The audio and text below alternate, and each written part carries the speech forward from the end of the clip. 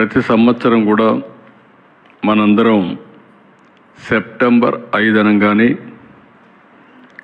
గురు పూజోత్సవం గుర్తొస్తుంది. ఇది చరిత్రలో మరిచిపోలేని సంఘటన. నాకైతే నేను ముఖ్యమంత్రి అయినప్పటి నుంచి తప్పకుండా ఈ కార్యక్రమానికి విధిగా హాజరవుతున్నాను. ఇప్పటివరకు ఆ పని చేస్తూనే వచ్చాను. ఇది ఒక పవిత్రమైన కార్యక్రమంగా నేను భావించాను. అందుకని ఈ కార్యక్రమానికి విధిగా అటెండ్ వచ్చాను. మన యొక్క జీవితంలో ఒకసారి చూస్తే భారతదేశ చరిత్రలో తల్లి తండ్రి తర్వాత గౌరవించేది గుర్తుపెట్టుకునేది టీచర్లనే గుర్తుపెట్టుకుంటాం. ఇప్పుడు కూడా లోకేష్ మాట్లాడుతూ చిన్నప్పుడు చదువుకున్న 2 టీచర్ల పేర్లు చెప్పాడంటే ఎవరినైనా మర్చిపోతాం, కానీ టీచర్ని జీవితంలో ఎప్పుడూ మరిచిపోలేము. అది మన సంస్కారం కూడా. ఈరోజు గురువు ఏదో పాఠాలు చెప్పడమే కాదు, చాలామంది పిల్లల జీవితాల్లో మీరు ఒక బ్రహ్మాండమైన స్ఫూర్తిని తీసుకొస్తారు. ఓసారి నాకు కూడా ఇప్పుడు చిన్నప్పుడు ఉండేవాడు, ఎలిమెంటరీ స్కూల్కి పోతే మా టీచర్ భక్తవత్సరం అని, ఆయన ఇప్పుడు కూడా గుర్తుపెట్టుకుంటాను. ఎందుకు గుర్తుపెట్టుకుంటామంటే ఆ వయసులో వాళ్ళు చూపించిన చొరవ, వాళ్ళు ఇచ్చిన స్ఫూర్తి అది ఎప్పుడు కూడా మిగులుతుంది. అయితే మనందరం గుర్తుపెట్టుకోవాల్సింది, అందరిలో నైపుణ్యం ఉంది. ఎవరికి కూడా తెలివితేటలు లేకుండా కాదు. ఆ నైపుణ్యాన్ని పైకి తీసుకొచ్చే ఏకైక వ్యక్తి గురువు అని చెప్పి మరొకసారి మీ అందరికీ విజ్ఞప్తి చేస్తున్నా. పోయిన సంవత్సరం కొన్ని కారణాల వల్ల మనం ఈ యొక్క టీచర్ డే జరుపుకోలేకపోయాం, బుడమేరు వరదల కారణంగా. అయితే తర్వాత మనం ఒక అకేషన్ తీసుకుని ఆ అకేషన్లో నేషనల్ ఎడ్యుకేషన్ డే రోజున ఉపాధ్యాయులకు అందరికీ అవార్డులు ఇచ్చాం. ఈరోజు ఇక్కడ వచ్చినప్పుడు నేను చూశాను 175 మంది.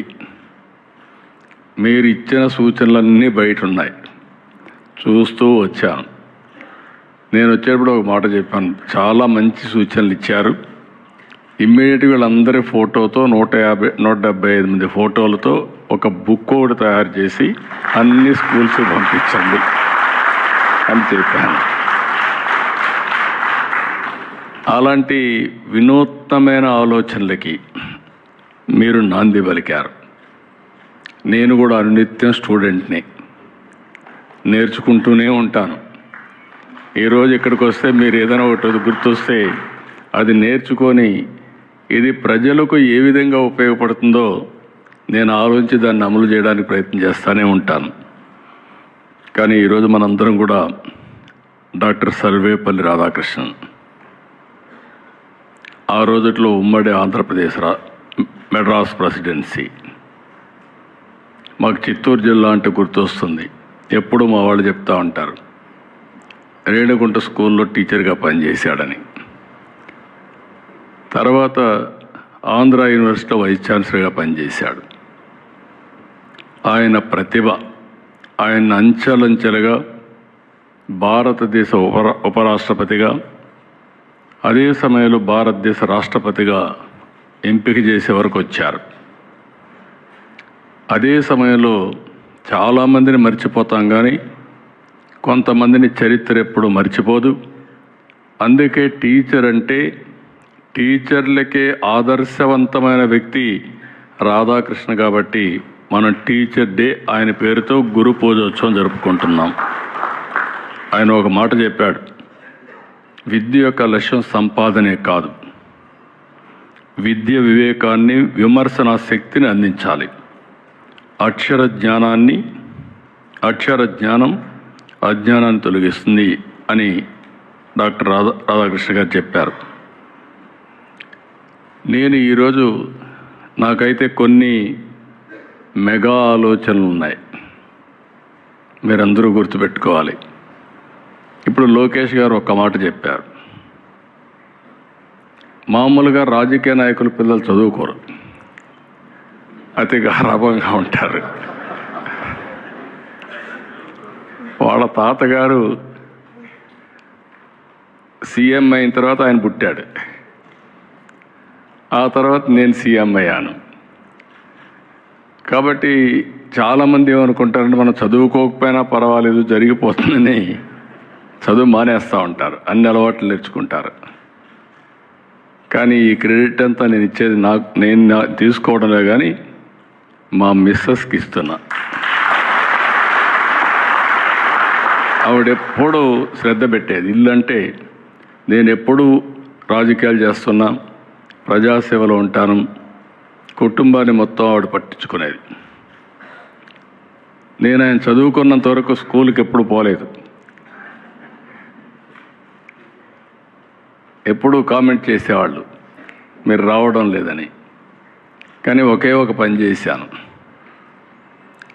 ఆయనకు హై స్కూల్ డేస్లో కొంత ప్రాబ్లం ఉంది, ఇంకా బాగా చదువుకోవాలి, ఫండమెంటల్స్లో కొంచెం వీక్గా ఉన్నారంటే నారాయణ గారిని పిలిపించి, నారాయణ గారు మంచి టీచర్లు పంపేయండి, ఇతను మేము అక్కడికి బయట పంపించాలంటే ఆ ఫౌండేషన్ లేకపోతే మళ్ళీ తిరిగి వచ్చేస్తాడు, అది రాకుండా ఉండాలంటే మీరు కొద్దిగా ఫోకస్ చేయమని చెప్తే ఒక 1.5 year, ఒక 1 year అనుకుంటాను, రైట్ టైం. అక్కడి నుంచి ఎఫెక్టివ్గా కోచింగ్ ఇప్పించా, సప్లిమెంటేషన్. అది అయిన తర్వాత కానిగి మెలని పంపించాలంటే మెరిట్తో రాజిరెడ్డి గారు అక్కడ తీసుకున్నారు.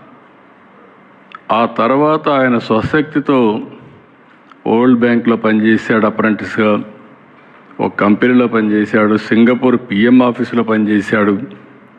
దెన్ ఆటోమేటిక్గా స్టాన్ఫోర్డ్లో వాళ్ళే పిలిచి ఎంపిక చేసుకునే పరిస్థితికి వచ్చారు. ఎందుకు నేను ఇవన్నీ మీకు చెప్పానంటే, ఒకసారి మీరు స్టాండర్డ్గా తయారు చేయగలిగితే ఇంకక్కడి నుంచి తిరిగి చూడవలసిన అవసరమే ఉండదు. నేను ఫస్ట్ టైం ముఖ్యమంత్రి అయ్యాను. ముఖ్యమంత్రి అయితే ఆల్ ఇండియాలో ఐఐటీస్ అడ్మిషన్స్ ఎన్ని ఉన్నాయని చూశాను. చూస్తే మన వాళ్ళు చాలామంది ఐఐటి చదవడం లేదు, ఎంపిక కావడం లేదు. నాకు అక్కడ మీ అందరికీ కొంతమందికి ఐడియా ఉంటుంది, ఐఐటి రామయ్య అని ఉంటాడు, చుక్కా రామయ్య, ఒక బ్యాగ్ వేసుకొని తిరుగుతూ ఉంటాడు. ఆయన చూస్తే మనకి ఈయన అనిపిస్తుంది. కానీ ఒక టెస్ట్ పెడతాడు, 10,000 మంది అటెండ్ అవుతారు. అక్కడి నుంచి 100 మందిని సెలెక్ట్ చేస్తాడు. నా దగ్గరికి చాలామంది వచ్చారు, మీరు ఐఐటి రామయ్య చెప్పండి సీట్ ఇప్పించమని. నేను ఫోన్ చేస్తే మీరు ఏదైనా అడగండి కానీ సీటు మాత్రం ఇవ్వనని కరాఖండిగా చెప్పేసేవాడు. చాలామంది అఫెండ్ అవుతారు, సీఎంలు కోప్పడతారు, ఏంటి ముఖ్యమంత్రి చెప్తే సీట్ ఇవ్వ ఏంటి నీ కథ అని. అవసరమైతే ఆ ఇన్స్టిట్యూట్ పైన రైడ్ చేసేవాళ్ళు.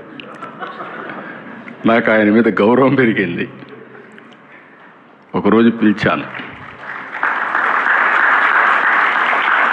రామయ్య గారు మీరు చాలా బాగా చేస్తున్నారు, ఏంటి సీక్రెట్ ఏంటి చెప్పమన్నాను.